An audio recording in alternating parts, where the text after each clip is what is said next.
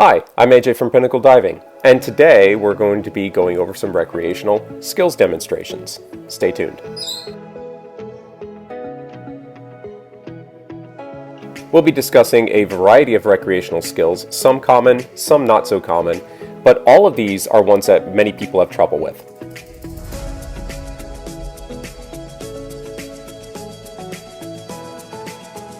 The following are demonstrations of a few common recreational skills that many new divers have trouble with. Here, these skills will be demonstrated to provide a visual aid for reference.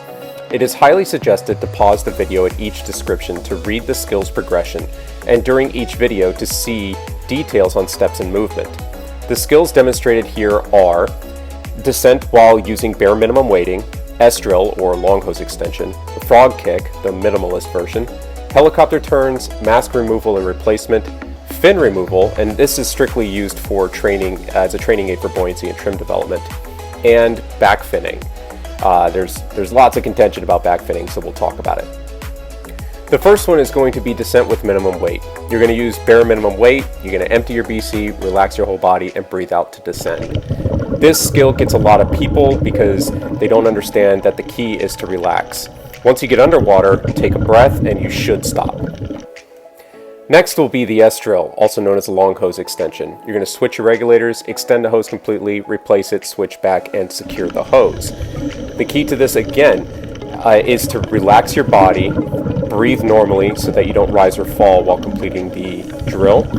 Switch your regulators, clear, of course, the secondary second stage, pull it over from your head, extend it all the way so that you show your buddy that you can extend it, it's not caught up on anything. Form a loop, put it back over top of your head, switch regulators back, clear, and then store the long hose. You can do this by looping it underneath something or tucking it into the belt. Next will be the frog kick. Now this is the minimalist version.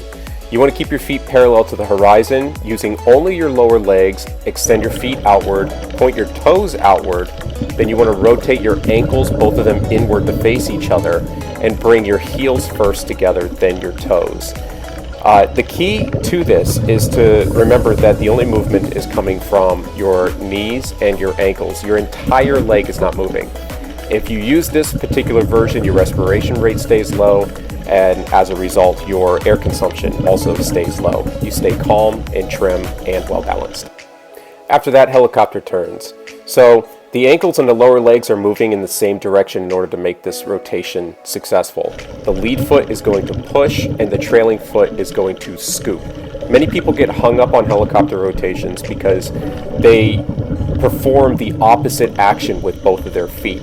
They're used to the idea of moving their feet in a kind of mirror-like fashion where the feet do the same movement but opposite of each other. To do a helicopter turn, your feet both have to rotate in the same direction. Notice here you can see that I'm going to the right. The left foot, being the lead foot, is pushing, and the right foot, being the trail foot, is scooping.